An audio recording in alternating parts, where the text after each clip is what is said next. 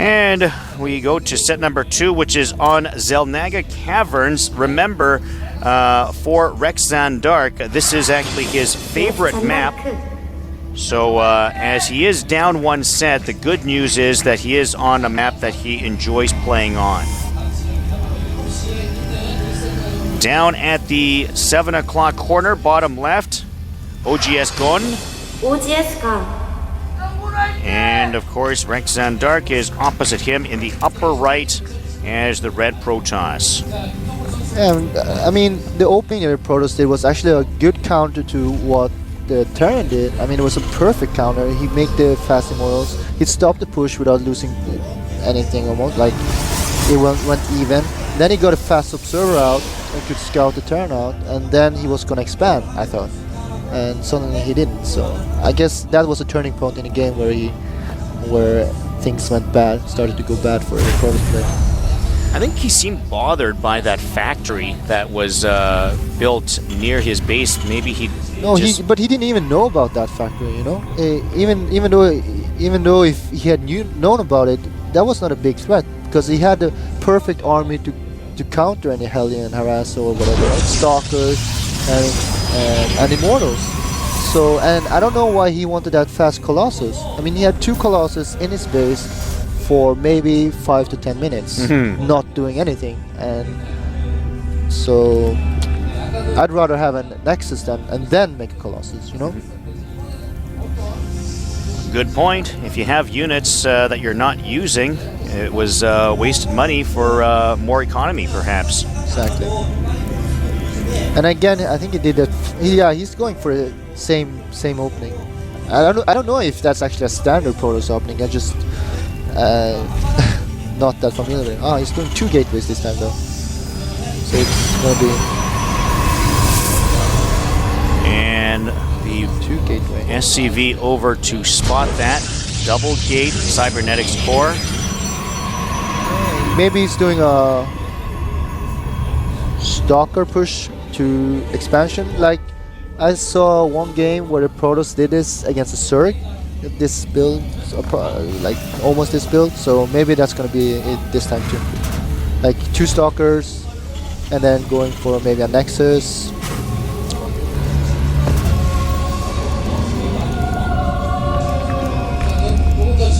Pylon hidden over in the corner, giving different options as to where his buildings might be. Zealot chasing down the SCV. Well, when he's making that Zealot, I'm not so sure anymore. I think he might just go for an all-in attack or something. I'm confused. Well, Stalker is out now, and no more need to worry about the SCV. 2 Stalkers, 1 Zealot. Yeah, he's going for it.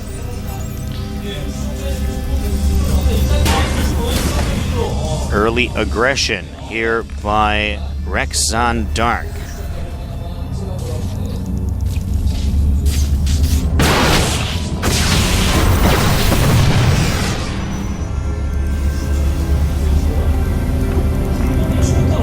Hellion out for Gon.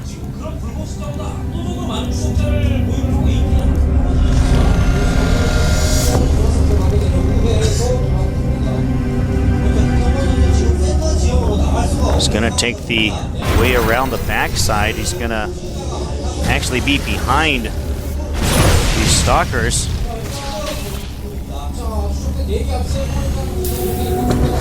Hellion cutting off the choke point. He's going to chase back a bit, and let's see some harassment here by the Hellion. Probes coming out to attack, do the best they can. 1 kill from the Hellion. And is that going to be enough to take it out? No! Hellion still alive. Hellion 5 kills, 7 kills. 8 kills for the Hellion. Over to the backside to get some more. Finally, Stalkers come out to be able to help. And 8 kills, 9. Is he going to get 10 before he goes? 9 kills for the Hellion. Some great harassment as he was able to get it in after the units had left the nest. Yeah, but still that harass was so detrimental for the Protoss player. I mean, it was a perfect timing. He was just about to get the warp gates up, so he couldn't make any units, and his whole army was still containing him. So the basic idea of the Protoss was to try to contain the Terran, so he couldn't do that Hellion harass and then expand, right? But I was watching all the time what the Protoss was doing, and he had like 600 missiles, like everything went really bad for him. So right now I think the Terran has a big advantage. Working on a starport as well.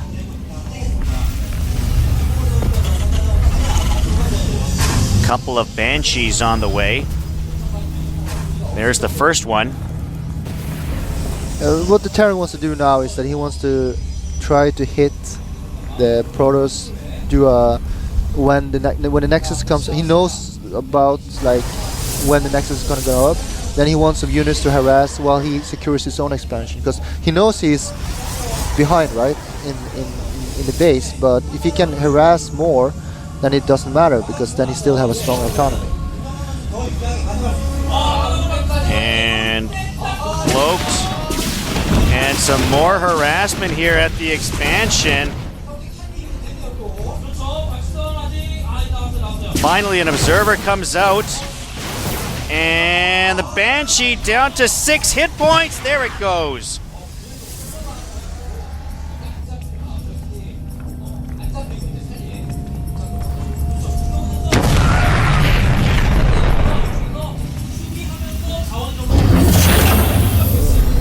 So you see, even though he got his Nexus up sooner than the Terran, right? Just because the Terran has been so successful with his harass, his worker count is higher and his income is higher. So actually right now Terran is ahead economically as well as one, like every skirmish, like killed so many probes. Raven out as well for Gon. Another Banshee on the way. 4 sentries there for ZanDarke. Looks like we're gonna hit a action lull for a bit. Oh, maybe check that, as we're gonna see some more Banshee harassment here.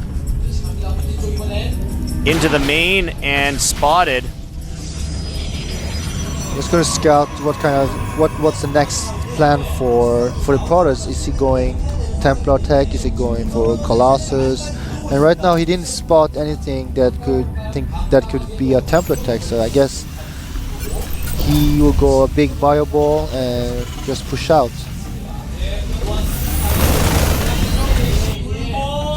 A little more information from the Banshee.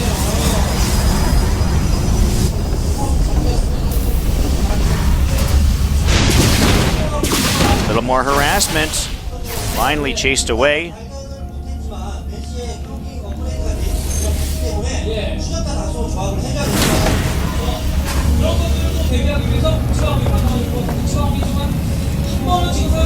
Both players with 2 bases. Actually, he's making pylons to block the gas intake of one of his expansions. That's kind of weird.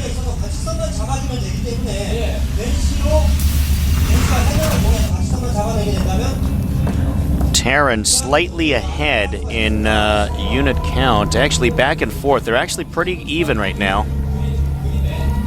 Yeah, but I mean, the Protoss have no way of stopping a big fireball. Yeah, he's getting Colossus, but I mean, Marauders are pretty good against that. I mean, even Banshees are pretty good against that, so I don't know. Banshee coming in to take another look. I would really like to see some high Templar in there unspotted, and some more kills, up to 4 kills now. 5 make it. 6 kills for this Banshee. 7, 8. Finally, Stalkers come over. 9 kills, 10 before it's taken out. Oh, and there it goes. 10 kills for that Banshee, and the harassment keeps on coming. Yeah, I mean he has lost like 20 probes. Still, he is up 1 probe though. Yeah, it's the Terran has played really good. Like always keeping the harass up, always being that aggressive. Yeah. And now he's gonna move out and yeah.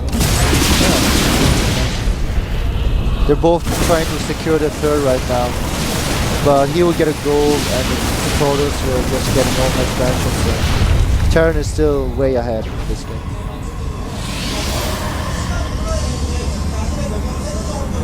Well, here come the forces of Kon. It's a pretty formidable force coming up. He needs to wait for his Medivacs though. Or not. He's got the cloak.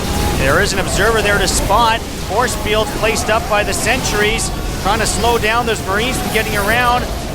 Banshees are spotted completely. Only 3 of them left. There go all the Banshees. Banshees are gone. It's all ground units versus. And Medivacs are there, but I don't know. I don't think he's going to be able to bust through. Not going to bust through at all. Colossus there to chase him back, couple of them. I mean, I don't think he expected to win with that attack. I mean, if he did, he should have been more focused about it. But the point of this attack is just to dwindle down the Protoss army. So when he's expanding to his 3rd base right now, right? So he knows that the Protoss cannot counterattack him right at this moment, and his economy will just get booming really soon, like really soon. So I guess we'll call that the diversion play. Yeah, I mean, even though because he did it so sloppily to just stim his Marines, didn't even wait for the Medivac. It's like, okay, I'm going to throw away this army, but just because I can, kind of move. I would have liked to have seen him maybe take the Banshees to the backside, do some harassment with a pack of Banshees, and then send the Marines up to the front with the Marauders. Yeah, actually, I agree because he had enough Banshees to even take out that 1 cannon, and the Banshees didn't do anything in that fight anyway. So, but now he has Ghost in the mix, and his supply count is way higher, and his 3rd base has been up and running for a minute. It's looking really good for the Terran. And it's going to force back, not allowing them to take that high-yield mineral patch. Terran pushing through. A lot of Marauders. And this time he might break through. Marauders. A whole lot of them. No answer this time. There's still a Banshee there, and that's enough. GG. As Cohen is able to take it 2 straight, he is going to advance. OGS Cohen is on to the round of 32 after 2 straight victories. And in the end, I mean, he was very patient. He waited for the right opportunities. We talked about the fact that, well, maybe he could have gone through the back door with a Banshee distraction from the backside an hour to allow his troops a better opportunity to win. But in the end, it doesn't matter. As you mentioned, he played this one. He thought it out well. And in the end, he comes out with a good victory. Yeah, I mean, he was clearly the better player here. I mean, both sets was pretty convincing wins.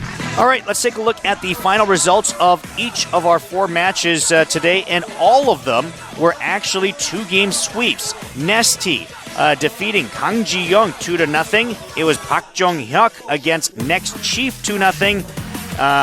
EG Hydra 2-0 winner over Chicken Combo, and it was OGS Gon with a 2-0 win over Rex ZanDarke. So let's take a look at our matches coming up this evening, as these are our final round of 64 matches. It will be Sound Wera against I Am MVP.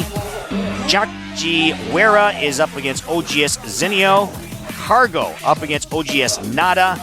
Over the Zero against OGS MC. And Love Rip Wera against OGS The Wind. There are an awful lot of OGS players coming up this evening. Certainly looking forward to a lot of those matchups and some of the players involved in the matches this evening.